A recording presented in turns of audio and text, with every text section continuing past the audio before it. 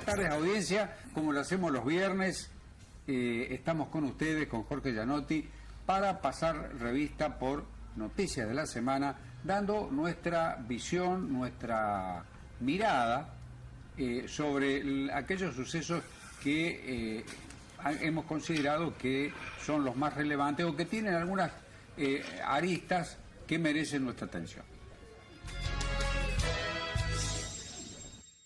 La OEA fracasa en su intento de sancionar a Venezuela por su violación a la Carta Democrática y la violenta represión de las protestas civiles. La administración Trump y el Medio Oriente. Cambios en la política exterior que hacen prever la agudización de los conflictos zonales. Sobre el filo del plazo establecido se presentaron las listas de las alianzas que competirán en las PASO. La propuesta cristinista. En su reciente reunión, la OEA no consiguió la mayoría necesaria para condenar al gobierno de Venezuela por las represiones violentas de las protestas civiles que han producido ya más de 80 muertos y otros temas políticos de suma importancia. Bueno, Jorge, Venezuela ha sido un tema de periódica preocupación.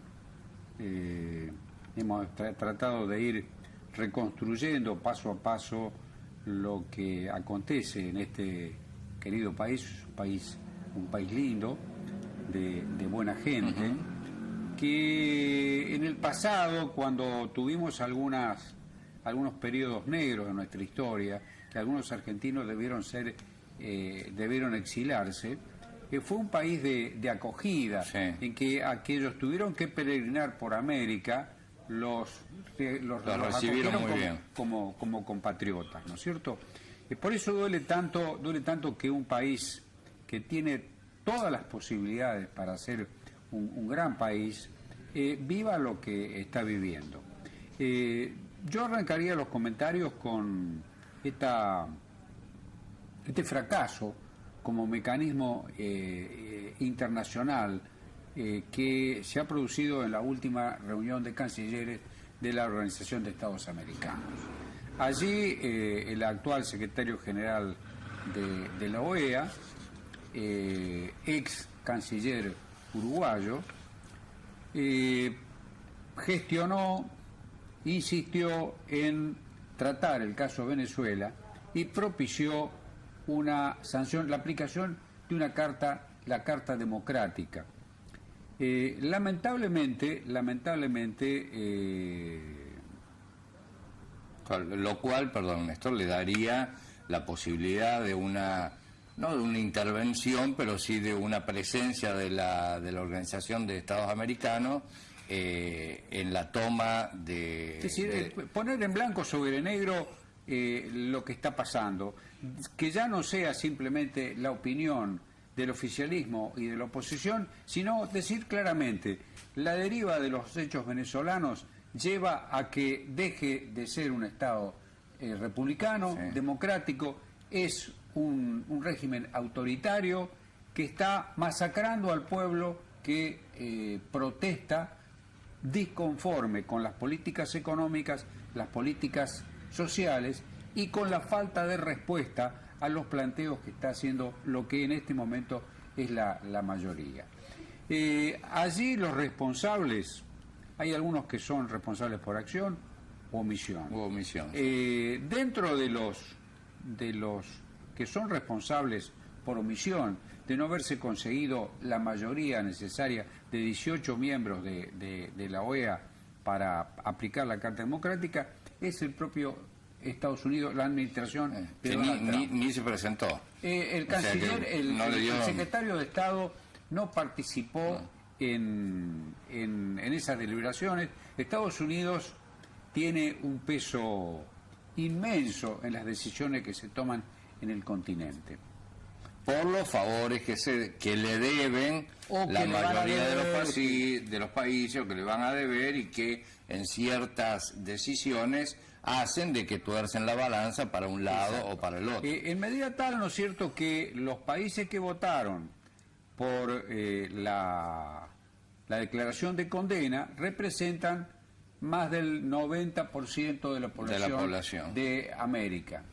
Y con esa cantidad de habitantes, como es un voto por país, no lograron... Claro, están todos los países centroamericanos también que dependen del petróleo de Venezuela. Exacto, pero y estos de países, la economía, ¿no? Son países de fantasía, son países de una isla donde hay 15.000 habitantes, sí, ¿no es cierto? Es decir, claro, pero tienen un voto igual que la tiene Argentina. Bueno, claro, la organización Americano, ¿no es cierto?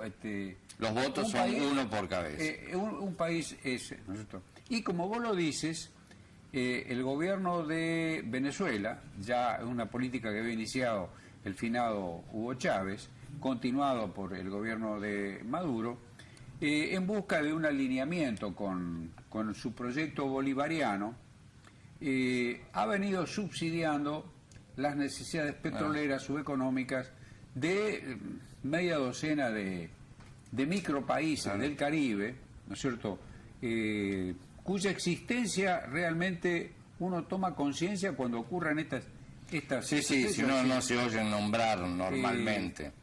Contigo, que estamos continuamente sobre las noticias, si nos dijeran en este momento cuáles son todos los... seguramente que nos olvidaríamos. Sí, o alguno nos sorprende de que sea un país del que nunca hemos prácticamente oído hablar, ¿no? Claro. El grave error también que se cometió ya desde la época chavista de un país que tenía...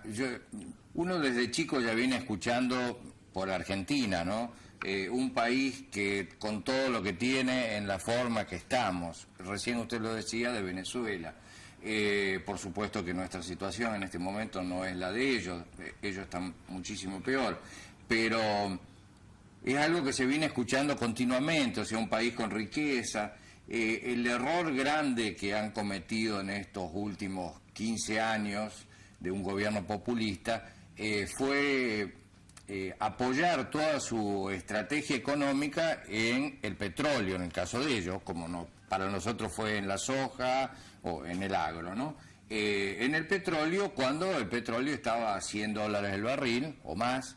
Llegó a llegar. Claro, llegó a $100 y ahora está en los 50 y chirola, lo cual, siendo la única fuente de ingresos del país, al gobierno lo resiente como para no poder seguir dando todo lo que daba y mantener a su vez una estructura que en ese tiempo sí le era permitible, ¿no es cierto? Es decir, pensaron que esos 7 años de vacas gordas, esas bíblicas ciclos de las vacas gordas, nunca iba a ser seguido por un ciclo de vacas flacas. Y ahora las noticias que nos llegan, yo trato de informarme por distintos medios, ¿no? Partidarios y no partidarios, algunos de izquierda o más populares que apoyan a Maduro, y de todas maneras uno se tiene que forzar a escuchar todos para tener una visión más o menos clara.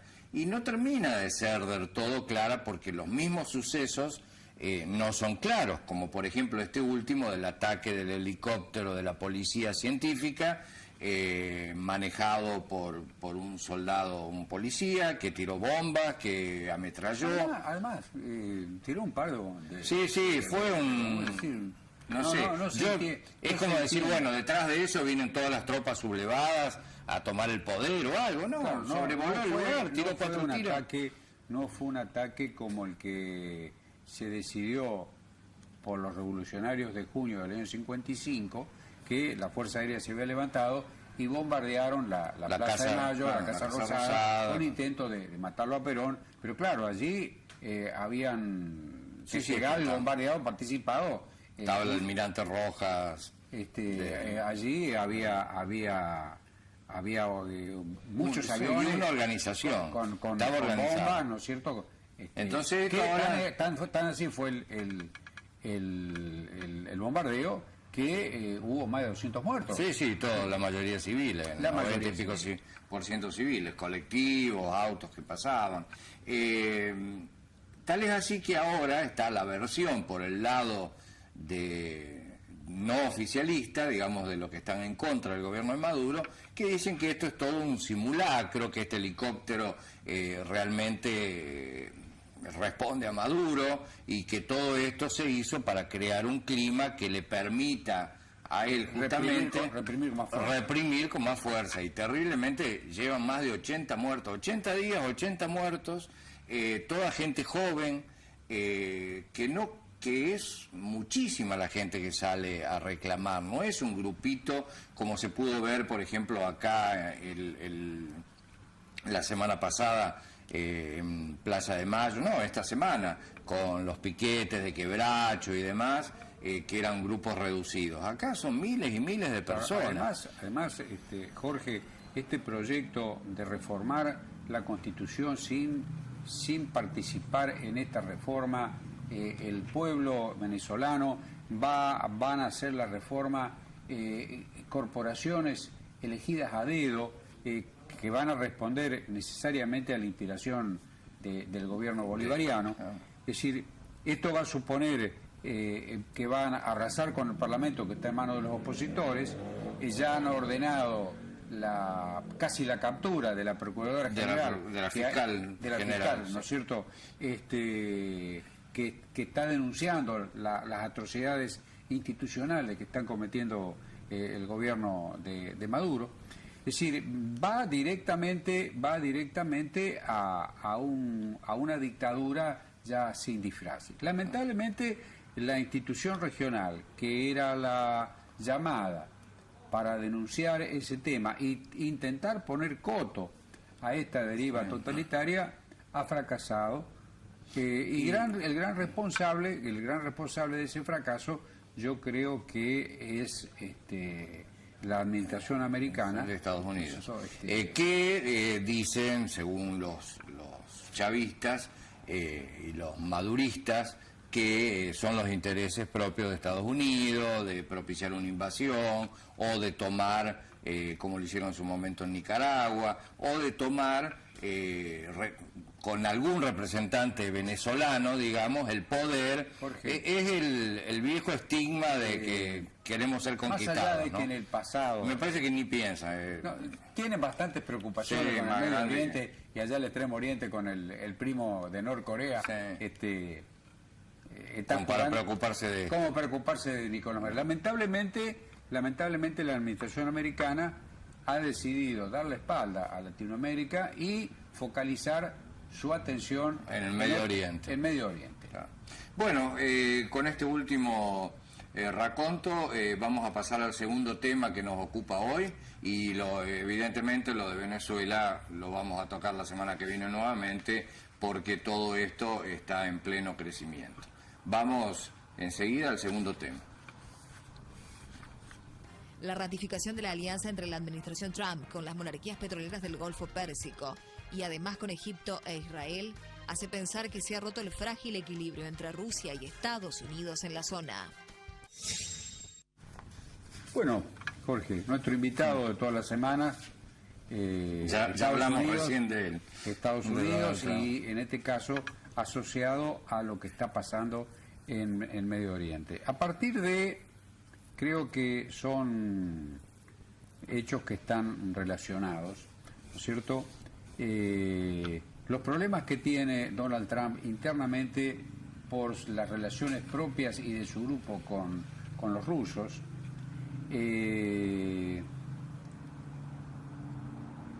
pareciera que está dando un giro casi copernicano respecto a la visión que él tenía en el mundo.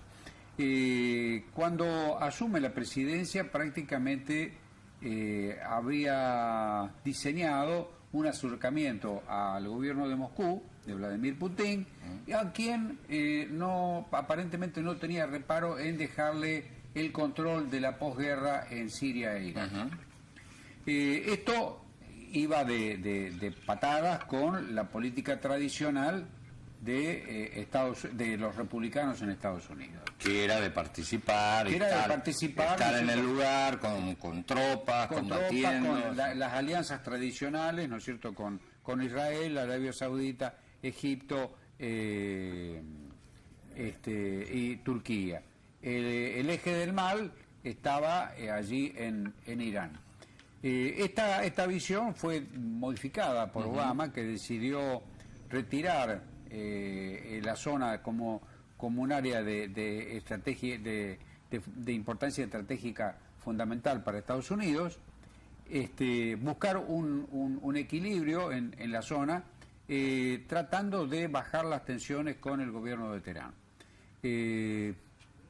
Donald Trump, que de esto se me ocurre que no tiene la mínima idea, me parece que en función de sus necesidades de acercarse a la mayoría republicana, ha abandonado el proyecto de afinidades con Rusia, y busca adherirse a la política tradicional de los republicanos, que es la que había orientado el gobierno de George Bush hijo. De todas maneras, siempre seguimos jugando los partidos en el patio del otro, ¿no? En el patio del otro. Porque... Lo grave, Jorge, y esto viene a confirmar lo que habíamos conversado varias veces aquí contigo, es que el ISIS se está desmoronando aceleradamente. Mosul prácticamente ha caído, quedan algunas manzanas solamente en un grupo muy... Sí, en poder del ISIS, el resto ya el ejército iraquí es el que terminó entrando en definitiva. Lo cual hace que el enfrentamiento geopolítico deje de estar allí ya realizado en forma vicaria, es decir, chiitas y sunitas, iraníes, sauditas, turcos, bueno, peleaban entre sí combatiéndolo al ISIS. Bueno, ahora se termina el ISIS y estos quedan ya enfrentados cara a cara para definir quién va a ser la potencia hegemónica. Y todos armados.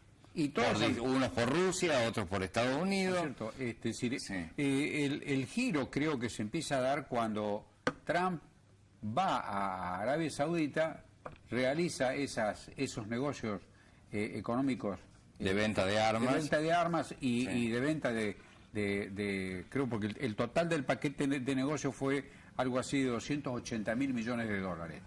Lo de armas son 110.000 millones de dólares solamente para Arabia Saudita. Va a Israel, le dice a sus socios israelíes: aflojen con los palestinos, calmen la zona. A Mohamed Mursi, a Al-Sisi en el Cairo también le da la mano y dice, bueno, frente común, el enemigo es Irán. Sí, yo creo que el más perjudicado de todo esto termina siendo Irán.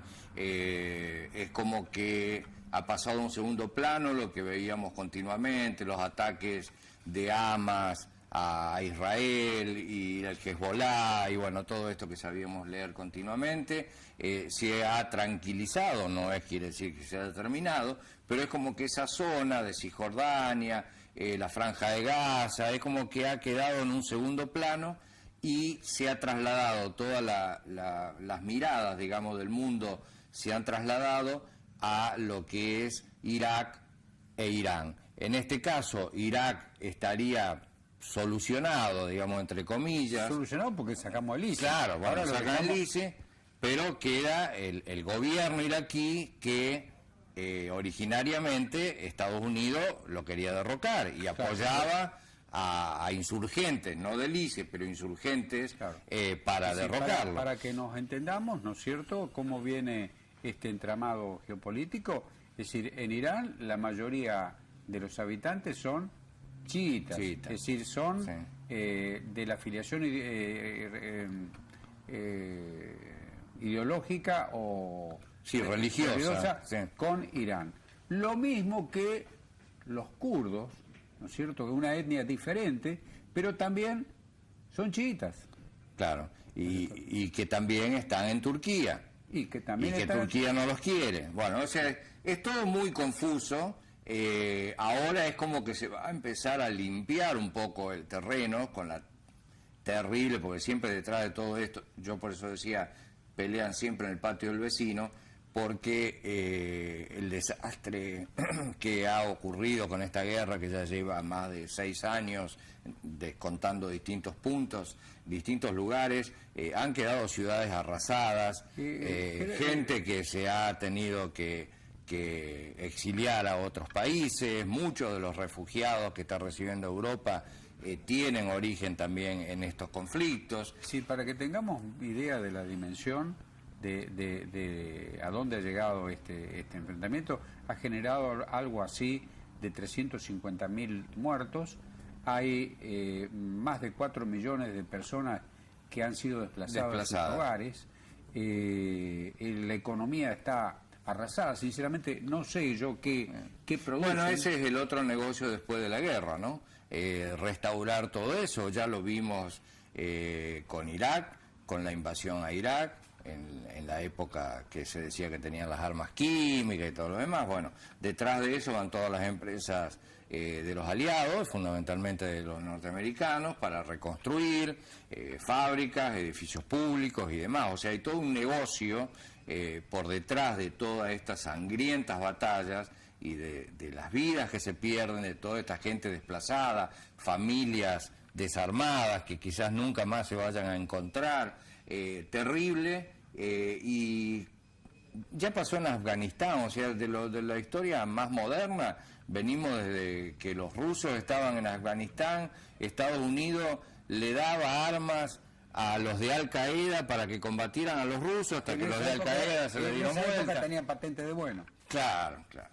Bueno, vamos a ir, ya nos están haciendo seña nuestros camarógrafos para ir a un corte comercial y pasaremos al tercer y último tema de esta tarde. Seguramente esto, algo que le quería comentar, que surgió recién ayer por la tarde, de que se pautó ya una reunión entre Putin y el presidente norteamericano Donald Trump en la próxima reunión del G20. Vamos a ver qué surge de todo esto, que puede influir, necesariamente tiene que influir en las decisiones de cómo se va a acomodar geopolíticamente toda esta zona, y ojalá sea el fin de todas estas guerras, ¿no? Y no empiecen otras. Lamentablemente no lo Sí, no, somos Pasamos pésimos. página. Adelante con los cortes.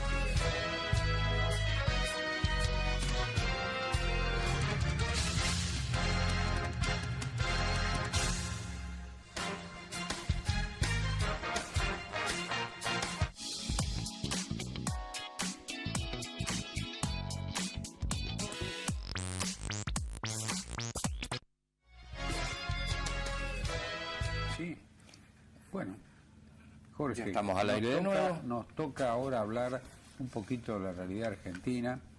Largamos con el tema de la campaña, estas pasos que no eran pasos, pero son pasos Sí, que para muchos nos sirven, porque vamos a hacer un raconto de las PASO. O sea, las PASO fueron establecidas para que dentro de cada partido político se hicieran elecciones libres, que participara cualquiera de los que querían anotarse con una lista dentro de la reglamentación, por supuesto, que da la ley, pero que se podían presentar. Supongamos, la UCR, por decir a alguien, para no nombrar, siempre hablar del Frente para la Victoria, la UCR, había 3, 4 interesados a representarla, cada uno hacía su lista, armaba sus seguidores, se iba a las PASO, que serían unas internas, con la diferencia de que en vez de votar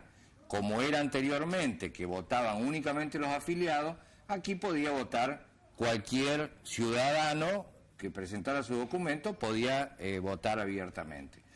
¿Qué ocurrió? Eso sí pasó en las últimas PASO que tuvimos, pero ahora realmente yo me pregunto, y no sé, en mi ignorancia, decir, ¿con qué nos vamos a encontrar? Porque ya nos falta tanto. ¿Con qué nos vamos a encontrar en las mesas de las escuelas cuando vayamos a votar?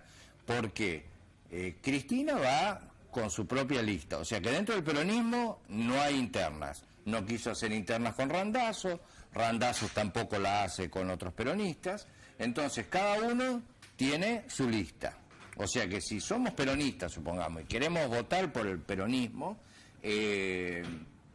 no hay una interna. No, ¿sí? van a definir, en definitiva, cuál es el voto útil en octubre. Es decir, ¿para qué lo voy a Claro. votar? Sí, a uno que está en cuarto lugar, si supongo que Cristina va a salir primera, Claro, entonces, supongamos. le Entonces, pongo si no me gusta Cristina, lo pongo al que va segundo. claro, y lo mismo así va a pasar dentro de los otros partidos, porque realmente estas pasos que nos cuestan 2.800 millones de pesos, en esta instancia no tienen, por lo menos yo no lo veo que tenga mucho sentido. Es más, la gente no solamente que descree un poco del sistema, sino que no le da mucha importancia. O sea, leen, nos escucharán a nosotros, escuchan las noticias, ven en televisión, pero muy claro de con qué se van a encontrar en los pupitres de las escuelas cuando vamos normalmente a votar. Yo creo que la mayoría va a decir, bueno, a mí me gusta el peronismo, a ver cuál es la cara más linda que tengo, la que más conozco, Cristina, pum, Cristina el voto. ¿De qué va a servir eso? De que supuestamente para las legislativas, quien saque más votos en las PASO va a tener más posibilidades en las elecciones legislativas, pero no quiere decir que Randazzo no pueda presentarse también por su parte. Sí, en esta instancia, más que las internas, las primarias obligatorias y simultáneas, ha primado la voluntad hegemónica de quien se pretende líder de un sector, ¿no es claro. cierto? Cristina dentro del peronismo de la provincia de Buenos Aires, Macri dentro de Cambiemos. En caso de Córdoba, Unión por Córdoba, el dedo mágico de Chiaretti y de la Sota determinó quiénes fueron las listas, Tomás Parabó le das a Braulio, y los que han quedado siendo pucheros son algunos sectores del radicalismo, ¿no es cierto? Porque le quedaron los lugares menos favorables. Claro, la decisión de Macri fue que en Córdoba ocupar los dos cargos estratégicos, primero y tercero. A los socios de Cambiemos le dejó a los radicales 2 mujeres, tercera y cuarta. Y cuarta. ¿No es cierto? Y como quinto lugar va otro radical, y después viene alguien que no va a salir ni remotamente, un representante del juecismo. Claro. Prácticamente el grupo de Mestre quedaron haciendo pucheros, como decimos haciendo pucheros, vulgarmente. ¿no es cierto? Sí, vamos a ver qué pasa. O sea, ahora ya las listas están presentadas, lo que queda de acá en más es esperar la fecha en que tengamos que votar, porque el voto es obligatorio. Y ahora viene el otro tema, ¿no es cierto?, la guerra de las encuestas. Es decir, las encuestas parecen traje a medida, ¿no es cierto?, le dan bien a quien las pide, a quien la encargó. ¿no es Sí, el otro día leí una que la encargó, por supuesto, el cristinismo. Ya tenemos que aprender un nuevo término, ya no es más kirchnerismo, es cristinismo, y les daba como el 40 y alguno %, y del otro lado mucho menos. Bueno, nos hemos excedido ya del tiempo que tenemos normalmente, así que nos despedimos de ustedes hasta el próximo viernes, donde volveremos a tocar junto al doctor Gómez los temas más interesantes de la semana que ha transcurrido. Muchas gracias y muy buenas tardes. Bueno,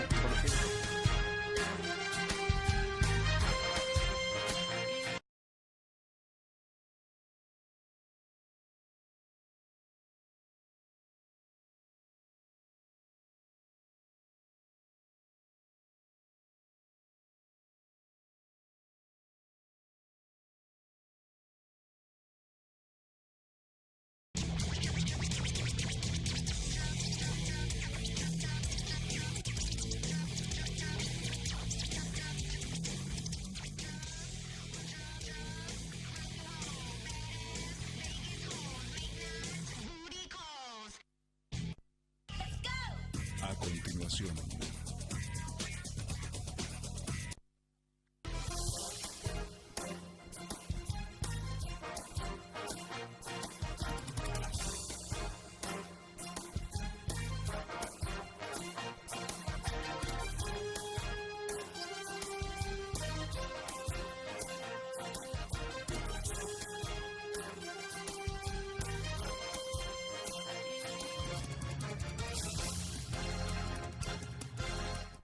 Buenas tardes, audiencia. ¿Qué tal, Néstor? Muy buenas tardes a todos. Tarde de viernes, tarde de quedarse en casa, disfrutando de buenos programas de televisión.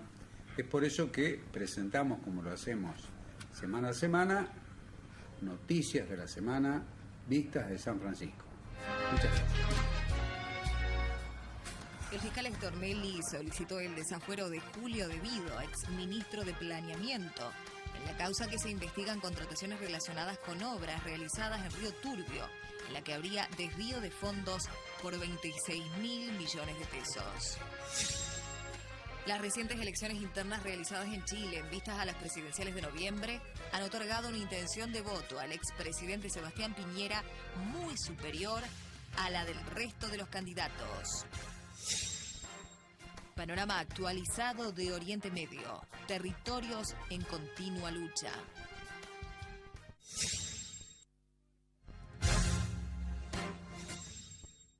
El fiscal Carlos Stornelli solicitó el desafuero del ex ministro de Planeamiento Julio De Vido.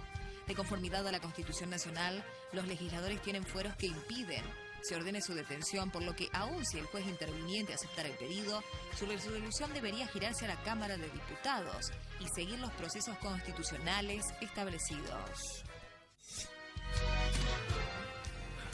Bueno, Jorge. Acá estamos, de nuevo, otro viernes. Aquí estamos de nuevo con una noticia que forma parte de esta saga de corrupción que semana a semana vienen apareciendo nuevos casos.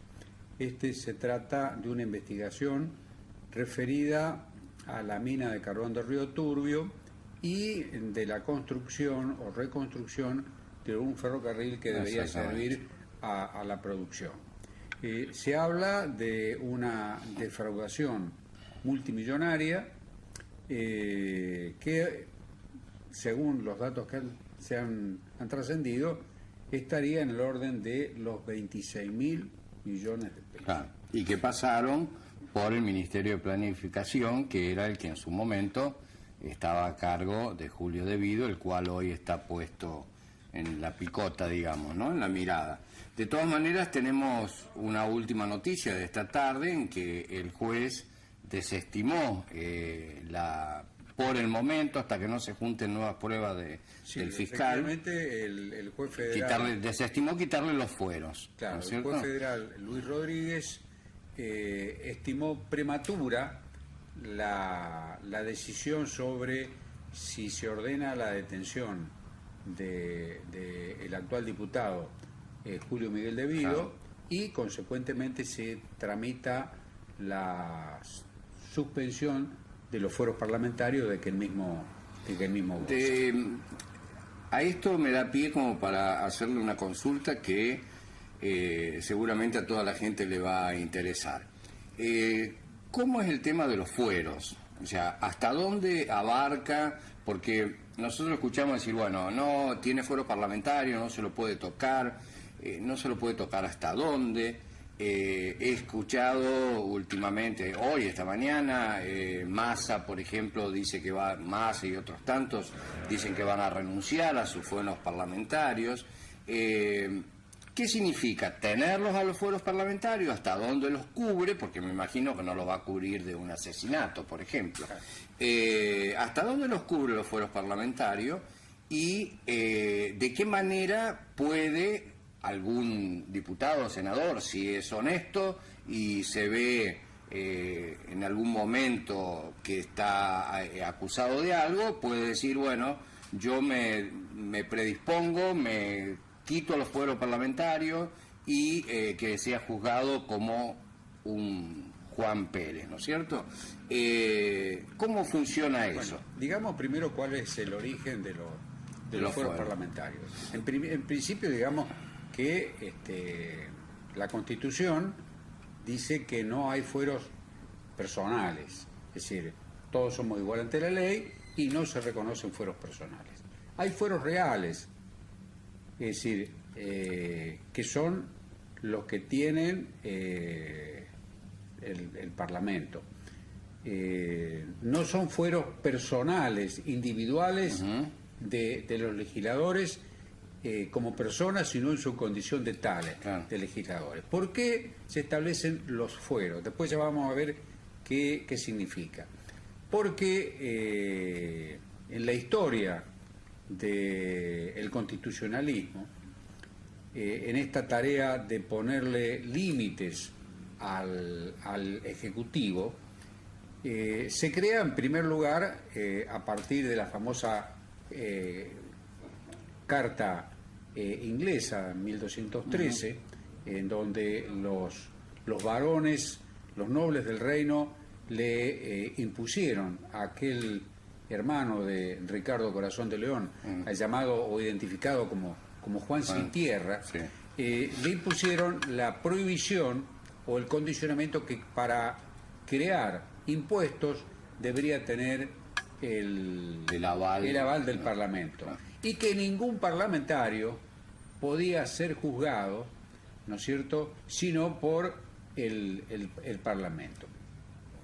A partir de allí, ¿no es cierto?, la inmunidad de quienes integran estos cuerpos colectivos fue un lugar común y cada vez fue consolidando. Es decir, todo tiende a que el parlamentario, que en su accionar puede constituirse en un elemento molesto para quien ejerce el poder, no pueda ser molestado. Claro, por el Ejecutivo o por el Judicial, porque él está en el Legislativo y tiene... Claro, ¿por qué? O sea, perdón, Néstor, o sea que estamos viniendo desde el año 1200, siglo XIII, Exacto. en adelante, que lógicamente tiene que haber habido muchas reformas, y en los países donde se está tratando democráticamente... Es decir, el sistema republicano, de división de poderes, claro. ¿no es cierto?, de las garantías de funcionamiento autónomo del Parlamento está este tema de los fueros. Pero era para que no se moleste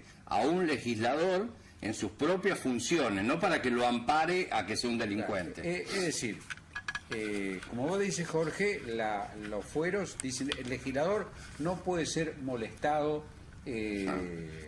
O sea, el Ejecutivo no le puede decir, no, esto... No, ¿cómo me va a decir? ¿Cómo va a presentar este proyecto?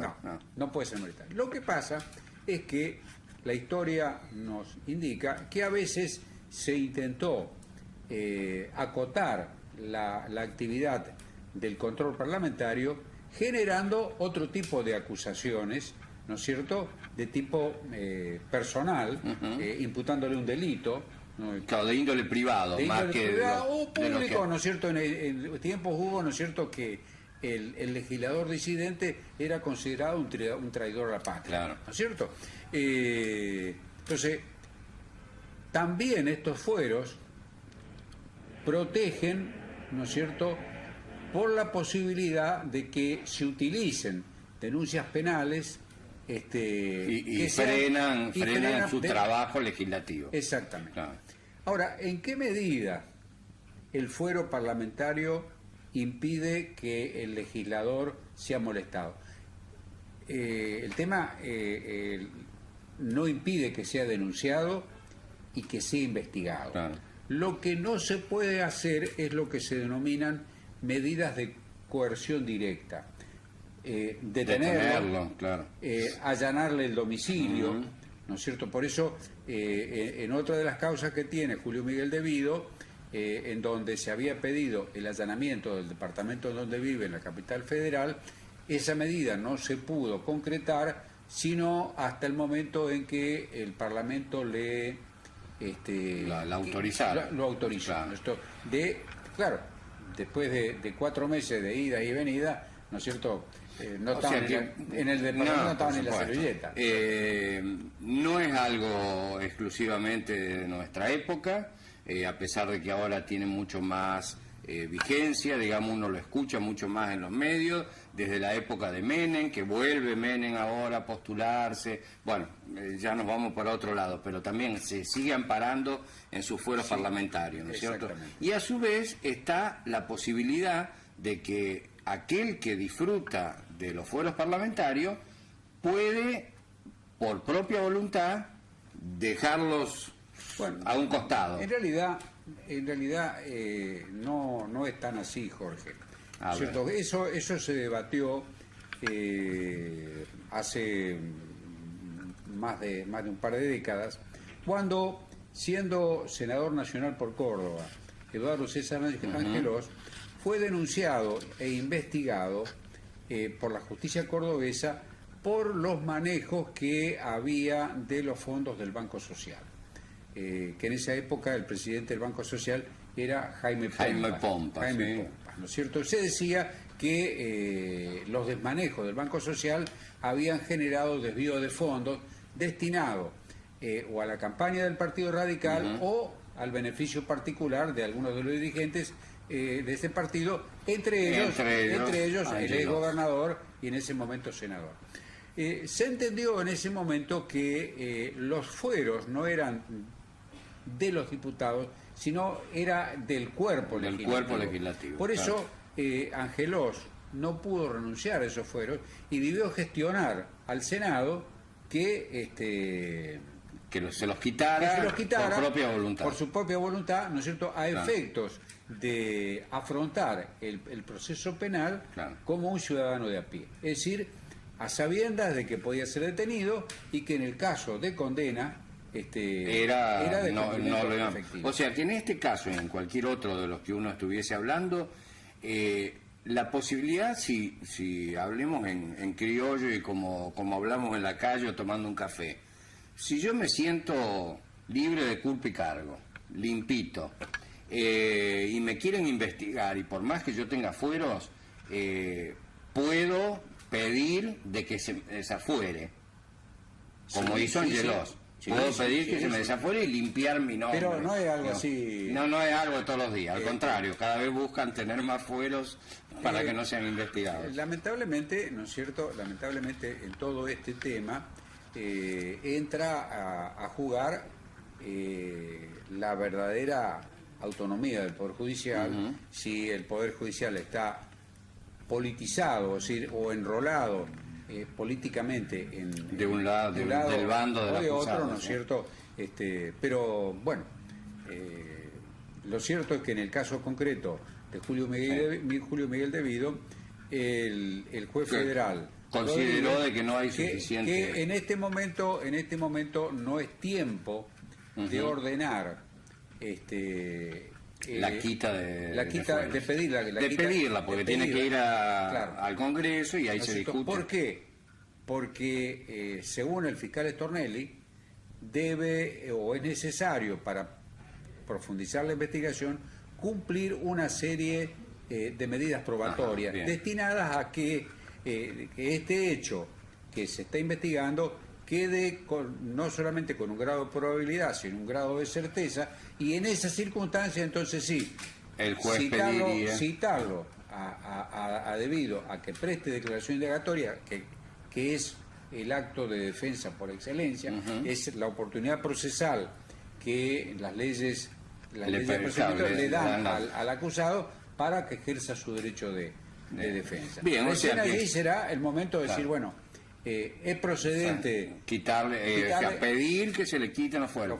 El juez no se los quita a él, sino que pide al Congreso que se debata y ahí se vota si se le quitan o no. Allí, Jorge, juegan, pasamos a otro instituto, que es el de la libertad durante el proceso.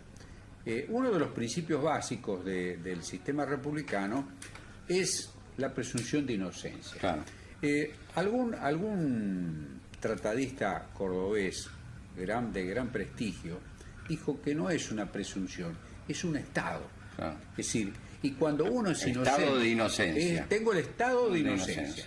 Es decir, para que se vulnere ese estado de inocencia es necesario que o haya peligro de fuga, ¿no es cierto?, que en algún momento se va a sustraer al proceso, o que el hecho de continuar en libertad pueda servir de obstáculo para el proceso. Claro. Que amenace a los testigos, que destruya pruebas, que trate de manipular las pruebas periciales, ¿no es cierto? Bueno, o sea, nos hemos extendido bastante en este punto porque lo creíamos necesario.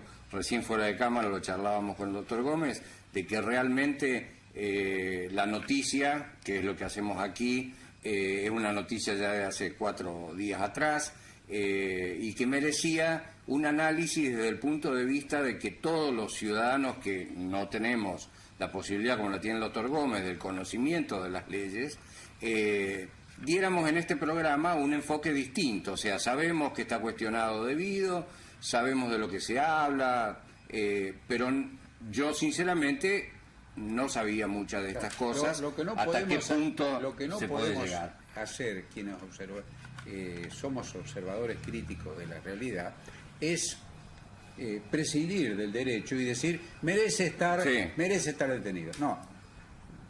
Sí, para eso están las leyes. Para eso están las para leyes. Que se cumplan. ¿En qué condiciones puede ser? Nos guste o no nos guste. Sea del palo o no sea del palo.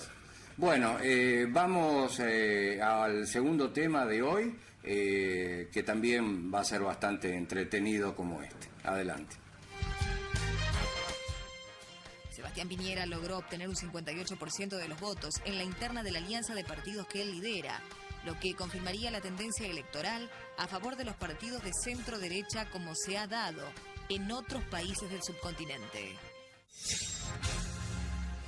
Bueno, Jorge, el tema que propone esta programación que hemos diseñado tiene una doble cara.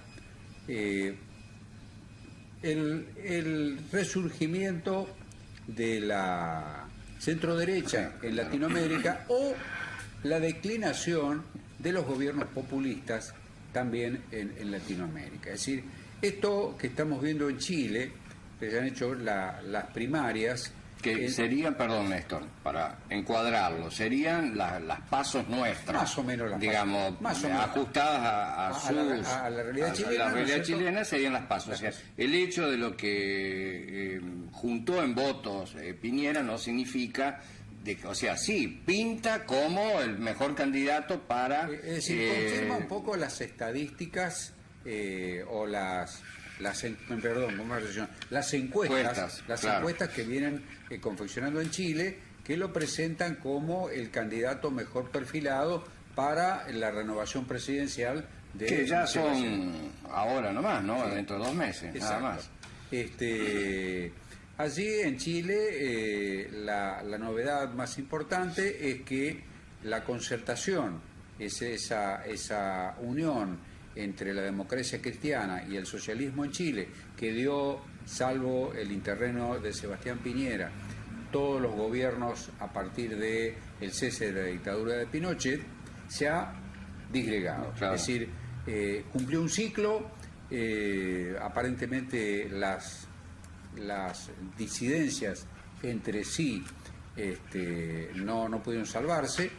El expresidente Lagos intentó con su figura, que es una figura consular, ¿no es cierto? Un hombre... Sí, convocativa, ¿no? Convocativa, ¿no es cierto? No logró unificar criterios y le fue muy mal en esa... ¿no es cierto? En ese intento de juntar las fuerzas. Cada uno va por su lado. O sea, Piñera ha sacado dentro de su sector algo así como el 58% de los votos, ¿no es cierto? Lo cual, traducido frente al panorama general, le da una intención de votos del orden del 25, 26, 27%. Sí ha sido característica de esta compulsa un altísimo ausentismo, claro, ¿no es cierto?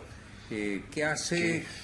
Es lo que está pasando ahora cuando uno comenta sobre el tema de las PASO, ¿no? Claro. El poco interés que tiene el público en general, salvo aquel que participa políticamente en algún partido o en algún gremio o en algo que le interese directamente la política, es como que el resto de la gente está a un costado, está más preocupada por los temas económicos y el día a día, y nos equivocamos, claro, porque realmente es resultado... Volviendo al enfoque inicial, ¿no es cierto? Esto que está pasando en Chile, la declinación de la socialdemocracia, es lo que pasó acá en la Argentina, es decir... del gobierno kirchnerista pasó a un gobierno de centro derecha, con un perfil completamente distinto. Perú también. En Perú también. Vemos la crisis institucional gravísima en Venezuela. La disgregación del oficialismo en Brasil, la caída de Dilma, el reemplazo por Temer y su giro centro-derechista. El perfil en Uruguay, el perfil que tiene el Frente Amplio, ¿no es cierto?, que a pesar de ser un perfil socialdemócrata, ¿no es cierto?, tiene tintes republicanos, democráticos, bueno, responde a lo que es toda una tradición uruguaya. Hay que estar atentos, ¿no es cierto?, porque se está dando un cambio en toda Latinoamérica con respecto a esto, y es como que venimos de, bueno, en el caso de Chile, cae Allende, sigue la dictadura, la sufrieron igual que nosotros durante muchísimos años, y de ahí en más empiezan a vislumbrarse todos estos nuevos partidos políticos, que realmente son nuevos porque 40 años para un partido político es muy poco tiempo. Pero este fenómeno de pasar de gobiernos de tendencia de izquierda, no hablemos ni de marxista ni trotskista, pero sí que tienen una tendencia izquierdista, de más acercamiento hacia el pueblo, es como que los mismos pueblos parece que se hubieran cansado de los resultados que dio este tipo de gobiernos, y que es lo que pasó en Argentina, y que se vota a un gobierno de derecha como es el de Macri, lo que pasa en Perú, la tendencia que ahora hay en Chile, lo que pasó en Uruguay, que también salen del gobierno. Lo cual, Jorge, y con esto vamos sí, redondeamos, bloque, ¿no es cierto?, nos pone en la necesidad de que cuando analizamos los procesos nacionales intentemos contextualizarnos, porque todo esto nos está mostrando que los hechos que a veces nosotros creemos que nos están afectando o nos están pasando a nosotros forma parte de una situación regional o aún global más importante. Y cuando generalizamos esa mirada, podemos quizá encontrar explicaciones que a veces que nos acercan a la realidad nuestra. A la realidad. Así es. Y con esto terminamos con el segundo tema, vamos a un pequeño corte comercial, y vamos al tercer y último tema de esta tarde.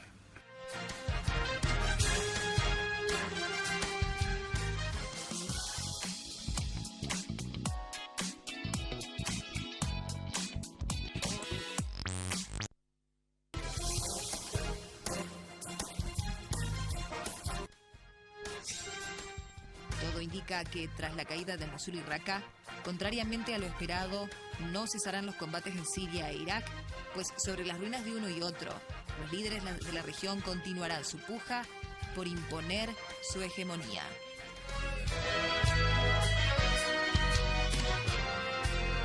Bueno, Jorge, este tema de Medio Oriente es un tema de nuestro interés recurrente. Hoy lo traemos porque semana a semana ese panorama se va haciendo cada vez más oscuro. Esta semana yo voy a publicar una columna que la titulo en signo de interrogación, una tormenta perfecta. Es decir, semana a semana se van alistando las fuerzas que uno imagina como definitivamente antagónicas, como para, cuando se termine con el ISIS, avanzar una contra otra. ¿Cómo quedan alineados cada uno? En el frente suní, digamos, que está en la parte sur del Medio Oriente, Arabia Saudita, los Emiratos Árabes, es decir, todas las monarquías del Golfo, sumada a Israel, Egipto, prácticamente han formado un frente monolítico. La nota de consolidación de este frente es la intimación a Qatar, que es un emirato muy chiquito, es una península que está formando parte de Arabia, de la península arábica, y que es el país que tiene la mayor reserva de gas mundial. Qatar, que es suní, lo mismo que Arabia Saudita, lo mismo que Egipto, está rodeado por la gran potencia económica que es de su zona, que es Arabia Saudita.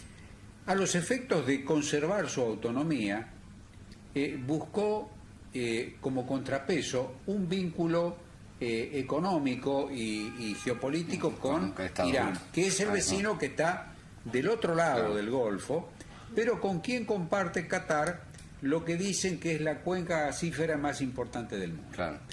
A los efectos de conservar algo de su autonomía. Por otro lado, perdón, Néstor, dentro de su territorio tiene una de las bases de Estados Unidos más grandes de las que hay en el Medio Oriente. Es la más grande del O sea que realmente yo siempre me he planteado, siempre me ha gustado leer mucho sobre estos conflictos, ¿no? Y se hace muy difícil entender si uno no los fue siguiendo en el tiempo, como pasaba desde la guerra de los 6 días entre Israel y toda la zona de Cisjordania y la Franja de Gaza, que un día está acá, mañana está un poco más allá. Se hace muy complejo. Y en este caso, con los sunitas, con los kurdos, con Irak, con Irán, Rusia, que se mete ahora a pelear en un lugar alejado para ellos, pero muy importante.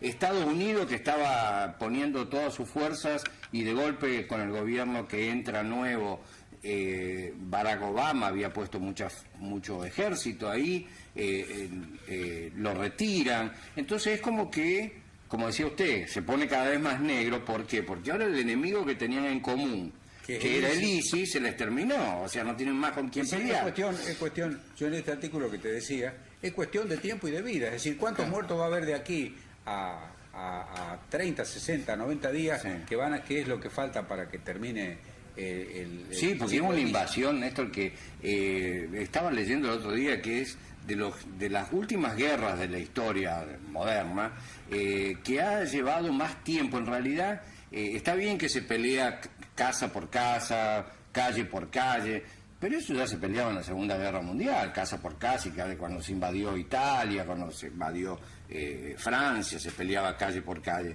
Y con toda la tecnología que hay ahora, es increíble que una ciudad como Raqqa todavía no haya sido tomada totalmente si lo hubieran querido hacer.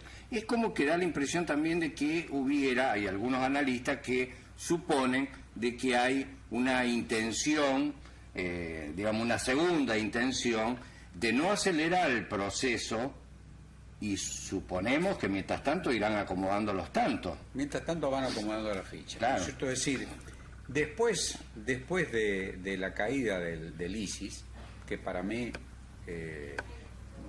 no falta tanto, ¿no es cierto? Es cuestión de tiempo y de vidas. Va a quedar a resolver el gran problema. A esta zona que va de Siria contra el Mediterráneo, Irak, hasta llegar a Irán, geopolíticamente, ¿a quién va a responder? Va a responder a Irán, importante. Va a responder a Arabia Saudita. Es decir, allí las dos potencias regionales, la potencia iraní y la potencia saudí, se enfrentan directamente. Sí, yo creo que Irán está con las cartas en este momento, con las peores cartas, ¿no? Porque está en contra de Estados Unidos, en contra de Israel, y Arabia Saudita con Estados Unidos tiene buenas relaciones. Me parece que como de a poco es como que lo fueron cercando, ¿no? El tema está, pero no son fáciles de arreglarlos. En esta ensalada se han metido algunas otras zanahorias, otras coles. ¿Cómo es que Rusia tiene una base? Turquía, que también es fuerte. Tiene una base militar, su única base sobre el Mediterráneo, la tiene en Siria. Es su zona de influencia, porque así se lo permitió el gobierno de Bashar al-Assad. Va a permitir que lo saquen de esa zona geopolítica. Por eso defendió que Bashar quedara, mientras Estados Unidos no lo quería más en el poder. Jorge, es un tema que... Ya estamos sobre la hora, nos hemos extendido un minuto. Claro. Así que bueno, seguiremos en nuestros próximos programas tocando estos temas y viendo a ver cómo se va desarrollando. Junto al doctor Gómez les agradecemos muchísimo que nos hayan seguido y bueno, nos despedimos hasta el próximo viernes. Muchas gracias por escucharnos.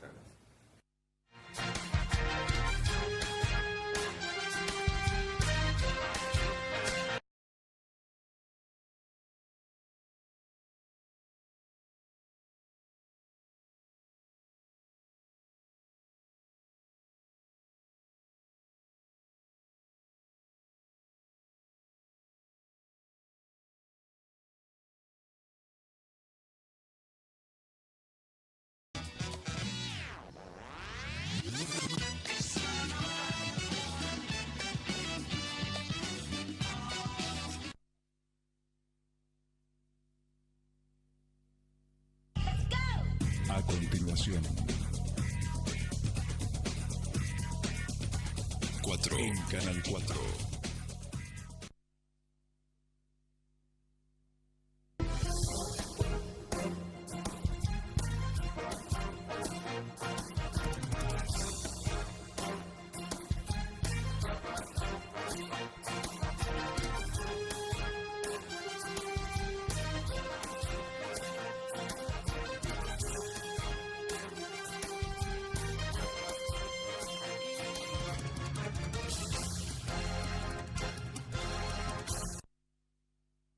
Buenas tardes, audiencia. Hola, Jorge. ¿Qué tal, Néstor? Muy Como buenas lo tardes. hacemos los viernes de cada semana, compartimos entre nosotros y nuestra audiencia noticias de la semana, miradas de San Francisco.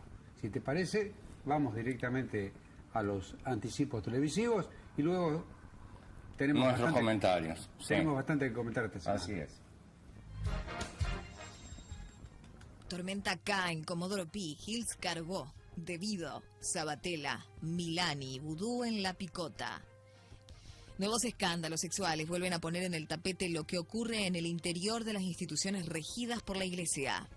El expresidente de Brasil, Lula da Silva, fue condenado a 9 años y 6 meses de prisión por un caso de corrupción.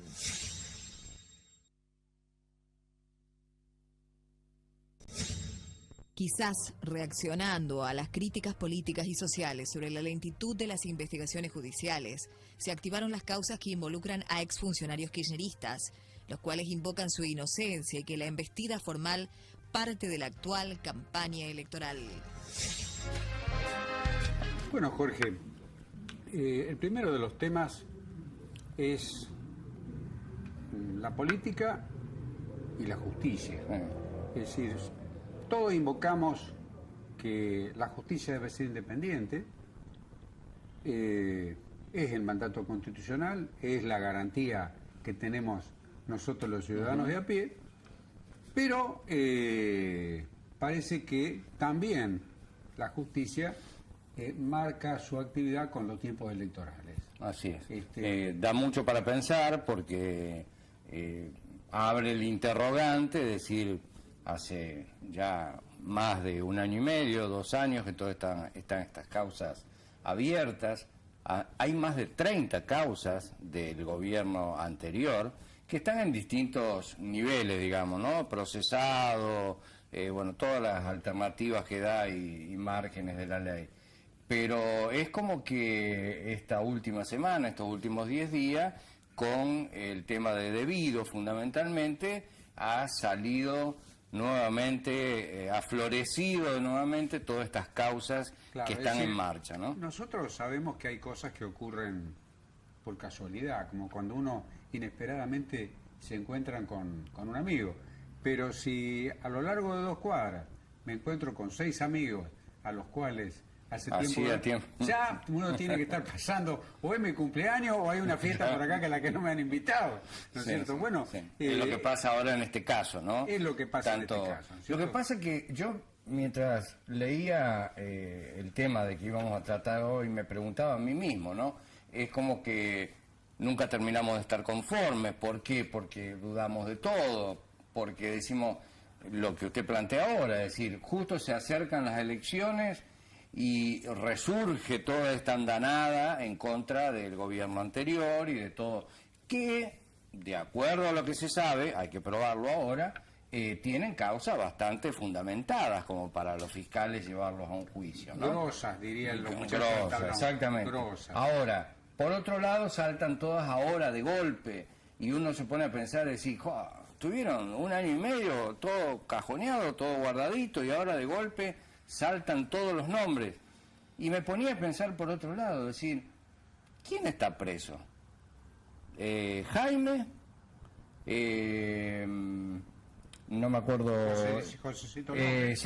Schiavi, Ciriliano, que son todos por el mismo caso, y Josecito López, que está sin, o sea, no tiene una sentencia firme todavía. Los otros 3 son los únicos que tienen sentencia firme, ¿no? Y después hay más de 30 que están en esa danza que... Entre ellas la expresidenta. La expresidenta, ¿no? Están en esa danza de la justicia en que van de un juzgado a otro, que uno se declara incompetente, que le pasa al otro juzgado, el otro juzgado dice, bueno, ahora viene la feria, y uno se pregunta decir, bueno, pero ¿será? ¿Siempre fue así? Sí. Bueno, tenemos el caso de Menem, ¿no? Después de 9 años, 10 años, no me acuerdo cuánto, le dictaron una sentencia. Y todo eso es como que nos da cierto escosor y cierta desilusión, ¿no? Que uno quisiera, o culpable o inocente, pero que se determine. Son esas cosas, ¿no es cierto? O esa, en definitiva, esa falta de respuesta oportuna, o causas que se mueven muy lentamente, tan lentamente que parece que no se mueven, van que ya nos olvidamos a la prescripción, u otras que se vienen moviendo como si fuera a partir de los sustos, es decir, hay picos de actividad, ¿no es cierto? Sí, es como que les agarró el apuro, como decían, ahora les agarró el apuro. Eso hace que en la perspectiva del ciudadano común, del hombre de la calle, que no conoce de las complejidades procesales, el prestigio del Poder Judicial, de los jueces, esté muy bajo. Sí, claro. Realmente no hay una imagen positiva de la justicia, claro, de la justicia en general, en este caso no tiene que ver, ¿no? Pero de la policía también. ¿Cuántos casos hay de asaltos y de robos en casa y que la gente le pregunta y van de acá mismo del canal hizo la denuncia? No, ¿para qué voy a hacer la denuncia? No vale la pena. En este caso... es muy triste eso, porque realmente tendríamos que estar apoyados dentro del sistema en que nos desempeñamos de democracia en este momento. Tendríamos que estar apoyándonos justamente en esos pilares propios de toda sociedad, que son la fuerza de seguridad, que responda hacia nosotros y no que sean únicamente para combatir justamente a la ciudadanía, y la justicia, que tendría que determinar todo eso, ¿no? Da la impresión así cuando uno mira esto como si en una mesa de amigos alguien haya dicho, che, ¿se acuerdan de Debido? ¡Oh! Invitémoslo a esta fiesta. Bueno, parece que lo invitaron, tuvo varias invitaciones, algunos convites, ¿no es cierto?, que han generado mise en escena. Sí, con el tema de renuncia del masismo a los fueros. Sí. Realmente, si uno pudiera dar una conclusión de todo esto, quisiera que la justicia dé respuestas en tiempos razonables a estas dudas, ¿no es cierto?, si son culpables o no son culpables. Claro. Uno mira a nuestro entorno internacional, países que son parecidos a la Argentina, tienen resultados judiciales que distan de los nuestros. Sí. Vemos Después, en el caso de bloque, que vamos a hablar de Brasil. De Brasil, ¿no es cierto? Y en particular referencia al expresidente Luis Ignacio Lula da Silva, que vemos que en un plazo relativamente corto, Sí. 1 año y pico, desde que comenzó a ser investigado hasta esta sentencia de condena, el juez que interviene definió cuáles hechos había que investigar, constató los hechos no solamente con un grado de probabilidad, sino de certeza, y dictó sentencia. Dictó sentencia y le queda un solo paso, que es la apelación. Ahora, Néstor, yo siempre digo, aprovechando que está usted, que es un hombre dentro de la justicia, digamos, ¿no? No en los ámbitos tribunalicios como juez o fiscal, pero sí pegado a la justicia como buen abogado que es y que ha sido. ¿Qué pasa? Porque yo veo, salieron sorteados los jueces. Hay 4 o 5 nombres, están siempre los mismos, como en otra época estaba... Creo que eso es una de las causas, quizás la más importante, de es decir, que es como si fuera un embudo, ¿no es cierto? Entra una gran cantidad de agua, ¿no es cierto? Y después tiene que salir por un cañito muy chiquito. Especialmente en estos casos, por ejemplo, el caso en donde estudian la corrupción general en la obra pública, que le han imputado a la expresidenta como ser jefe de una asociación ilícita, es donde está también mencionado Devido, Jaime, y bueno, toda la gente que estuvo relacionada con las adjudicaciones de obras o servicios. Tantas obras que... ¿No es cierto? Bueno, la cantidad de material que tiene que procesar para determinar las irregularidades es bajísima, ¿no es cierto? Por ejemplo, esta última en la cual se lo vincula Devido, de esta usina de Río Turbio, hay allí 15 o 20 licitaciones, cada licitación son legajos, más legajos, planos. Ahora, falta gente en el ambiente tribunalicio de ese nivel, que analicen, que le tiren al juez, decir, mira, porque el juez no se puede leer 50 expedientes de 20 tomos. Y se lo tiene que leer. Y no tiene gente que, me imagino que tienen que tener gente de confianza alrededor. Veamos un poquito una causa que ha sido resuelta con condena para los imputados y que ahora cursa una ampliación, ¿no es cierto?, donde se lo imputa también a Julio Devido como partícipe, que es el tema del accidente en el de la estación 11, ¿no es cierto? La audiencia de vista de causa, que tradúzcamelo al castellano. Es decir, después que termina la instrucción del sumario, es decir, la investigación, y se eleva a la segunda parte del juicio, que se eleva a juicio, a vista de causa, la vista de causa se hace en forma oral. La vista de causa se extendió a lo largo de 1 año y varios meses. Había como 200 testigos, sí, me acuerdo de haber leído esto. Es decir, eso prácticamente, si uno piensa que a lo largo de ese año que los 3 jueces estuvieron en esa audiencia, simultáneamente tenían... Otros casos, me imagino. Decenas, centenas de casos. Es decir, uno se da cuenta, ¿no es cierto?, que llega un momento que la sección del caño por donde tiene que salir la resolución es demasiado chica. O sea que en definitiva sí haría falta una reforma en la justicia donde se amplíen los lugares definitorios, digamos, además, ¿no es cierto?, con jueces autorizados. Los jueces no están munidos, no tienen a su disposición organismos técnicos que los asistan, ¿no es cierto? Por ejemplo... Claro, eso es lo que me refería, es decir, gente que haga el trabajo, entre comillas, sucio, digamos, leerse todos los expedientes y decirle, mira, esto... pero hay expedientes que tienen una especificidad técnica, ¿no es cierto? Claro. Como por ejemplo del ferrocarril, si se hizo o no se hizo el mantenimiento. Sí, si frenó en tanto tiempo y tendría que... Bueno, eso requiere la participación de técnicos, de ingenieros ferroviarios, que sepan de trenes, de materiales, de materiales, sistemas de frenado, es decir, es imposible que un juez, por buen juez que sea, pueda dominar todos los temas. Todos esos temas que son técnicamente muy complejos. Sí, atrás de eso le cae un tema como vudú con la imprenta Chicone y claro, hay que buscar yo creo otros que, especialistas.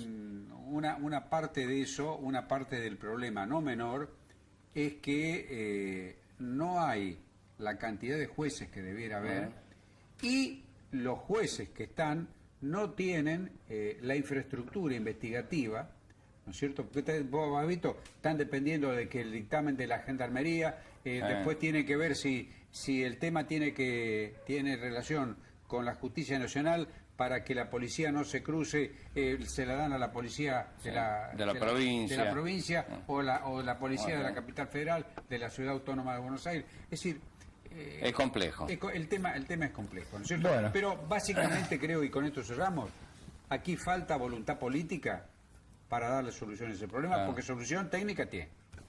Bueno, vamos a esperar que todo esto se vaya dilucidando, todo esto que hablábamos, todas estas causas que están pendientes en distintos grados de acusación y que la justicia realmente vaya dando una solución sobre el tema y que eso no dé a pensar de que se están utilizando los tiempos políticos junto con los tiempos de la justicia, porque no habría por qué mezclarlos. Vamos enseguida a un segundo tema, lo seguiremos desarrollando. Aquí y allá, una vez más, estallan escándalos relacionados con el comportamiento sexual de integrantes del clero católico. La prensa internacional se ha hecho eco de una fiesta gay con abundante alcohol y drogas, realizada en un departamento perteneciente a la Congregación para la Doctrina de la Fe. Bueno, otro escándalo dentro del ámbito del Vaticano, nada más ni nada menos que en un departamento cerca de la Vía de la Conciliazione, la avenida que va de Castel Sant'Angelo a la Plaza San Pedro, un departamento ubicado en un edificio en donde todos los que residen allí son altos prelados de la Curia Vaticana, el departamento en donde vivió antes de llegar al trono de San Pedro nada más que el Papa Ratzinger, fue objeto o fue lugar en donde se desarrolló una fiesta gay que terminó en un escándalo porque varios de los participantes tuvieron que ser internados para ser intoxicaron con drogas. Intoxicados con droga, ¿no es cierto? Intervino la policía por los ruidos, bueno, realmente un espectáculo. Sí, bochornoso, una vergüenza. Recalquemos que los mismos cardenales vecinos son los que llamaron a la policía, hicieron la denuncia, ¿no? No quita la cosa de que se haya hecho, pero en la misma residencia hay muchos departamentos donde viven distintos cardenales. Claro, en uno de esos departamentos se hizo esta fiesta. Porque no son departamentos de dos ambientes. No. ¿Cierto? Sí. Bien.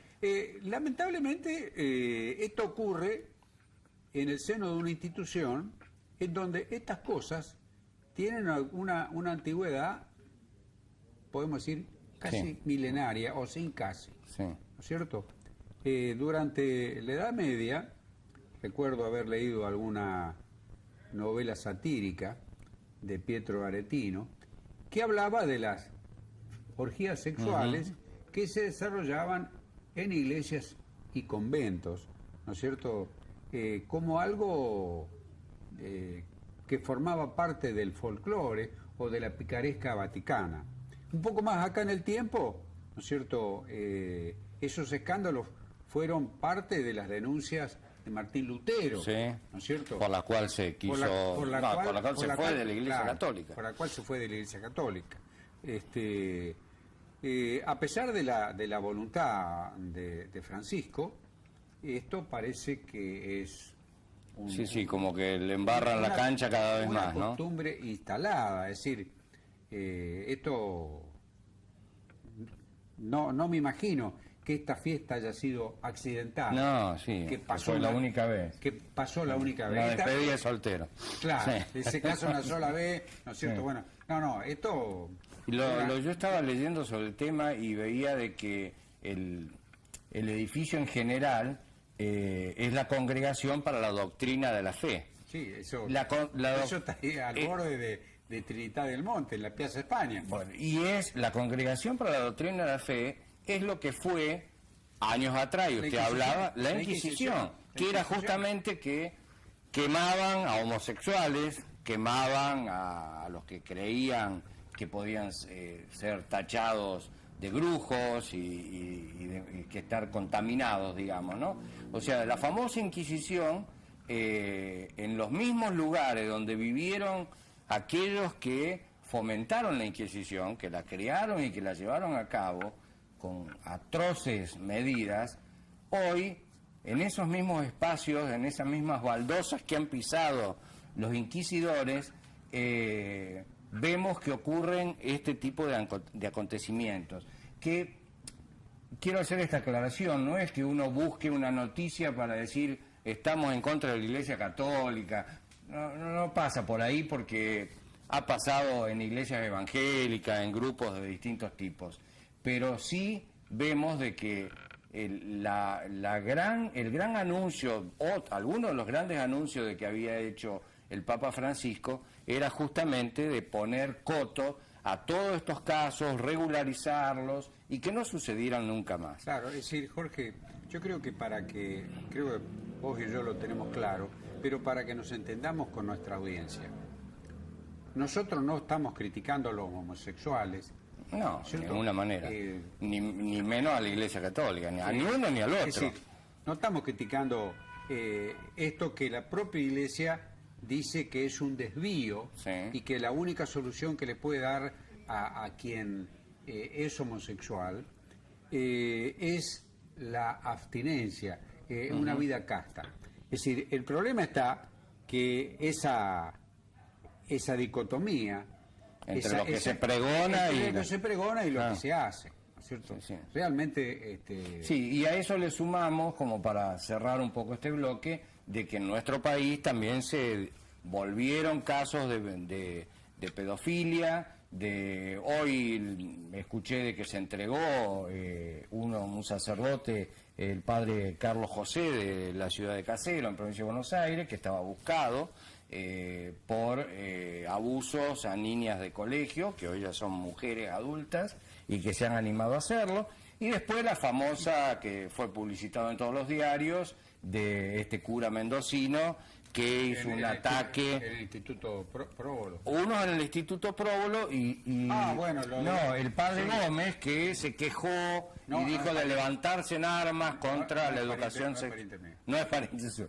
Contra la educación sexual. Y aparte, me voy a permitir leerlo porque no quiero equivocar una palabra, en términos en que dijo que había que levantarse en armas contra la educación sexual de este tipo. ¿Qué pasó? Los colegios secundarios hicieron clases de educación sexual, dentro de las cuales, con personal autorizado, médicos y asistentes sociales, se les enseñaba a los chicos el uso del preservativo. Y le enseñaban a colocar un preservativo en un pene de madera. Eso fue lo que se hizo y está aprobado por la parte administrativa, digamos, del Consejo de Educación de la provincia.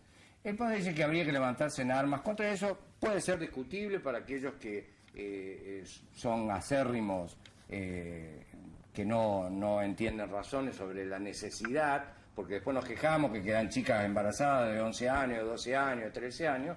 Bueno, pero me llamó la atención las palabras. Dice, un religioso que viola a un menor no debe ser juzgado por la ley de los hombres. Bueno, realmente bueno, es del siglo X. Y violar la fe es 10.000 veces peor que la violación de una hija. Realmente da escozor. Si en van a decir, lo sacaron de contexto, pero... Si personas de ese perfil es en quien dejamos a nuestros hijos para que los cuiden y los eduquen. En buenas manos están. En buenas manos están, ¿no es cierto? Bueno, Néstor, vamos a hacer un corte porque tenemos que ir a unas pautas publicitarias y después ya encaramos el último y tercer tema de esta tarde.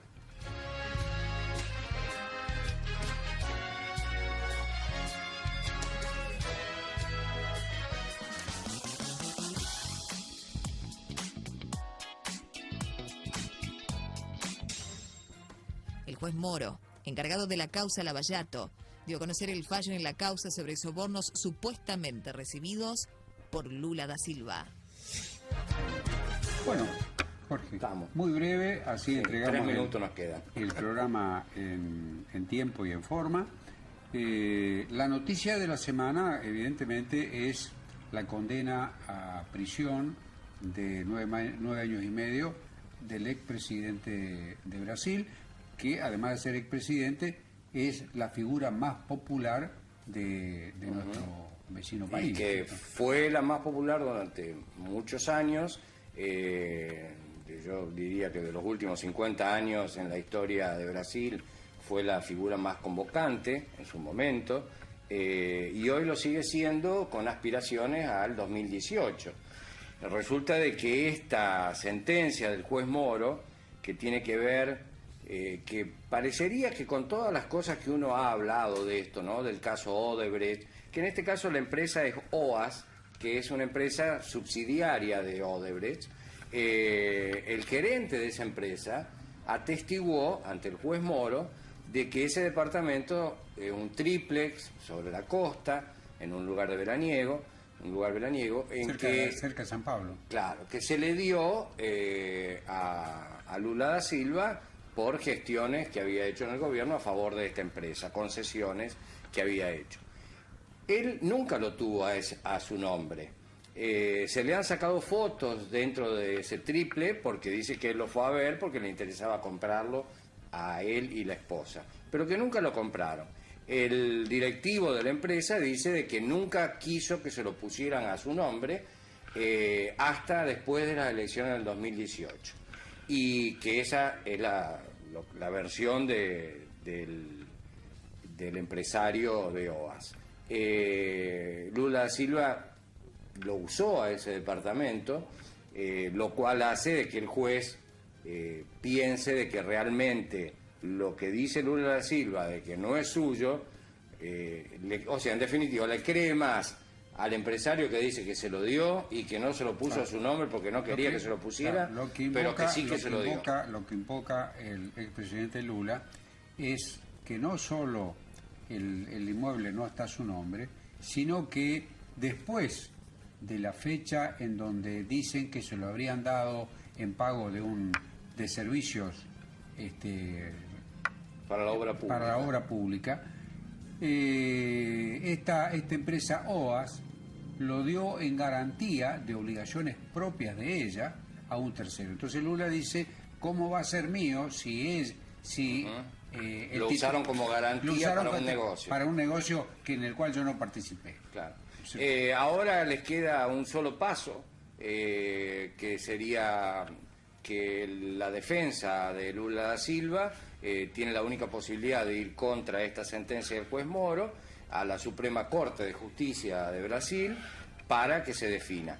Si se define a favor de Lula da Silva, su posibilidad de ser candidato a presidente o por lo menos aspirar a ser presidente para el 2018 están abiertas y lleva la mayoría de la expectativa popular.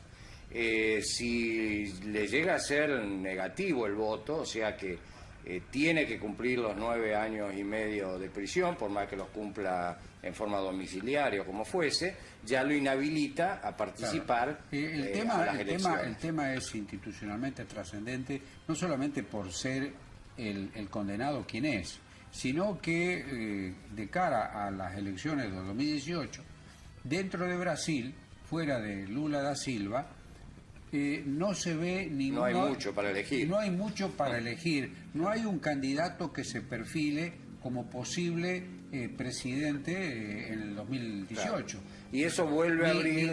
Ni dentro del Partido de los Trabajadores, ni tampoco en la socialdemocracia brasilera del, ¿no es cierto?, de Fernando Henrique Cardoso o del movimiento democrático socialista del presidente Temer. Claro. ¿no? Y lo que vuelve a abrir una nueva suspicacia, llamémosle así, en que en los últimos 15 años todos los gobiernos que hubieron en distintos países con índole así populista están todos enjuiciados. O sea, nos está pasando acá en la Argentina con la mayoría de los que se desempeñaron, en Brasil, en Perú.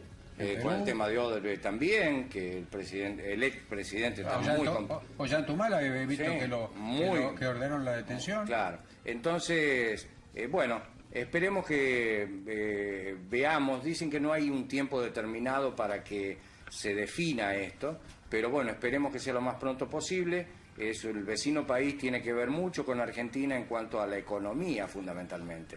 Así que esperemos que se solucionen todos estos problemas en el nuestro, en los vecinos, y encaminemos hacia una Latinoamérica más unida y trabajando en común. Bueno, Jorge, con esto damos cierre a nuestra edición de hoy. Les agradecemos que hayamos compartido esta media hora con ustedes y en la confianza de haber cumplido con nuestro cometido es que nos permitimos invitarles, Jorge Llanote y el que habla, que la semana que viene, viernes, a partir de 18:30, compartamos otra media hora de noticias de la semana miradas desde San Francisco. Muchas gracias, muy buenas tardes.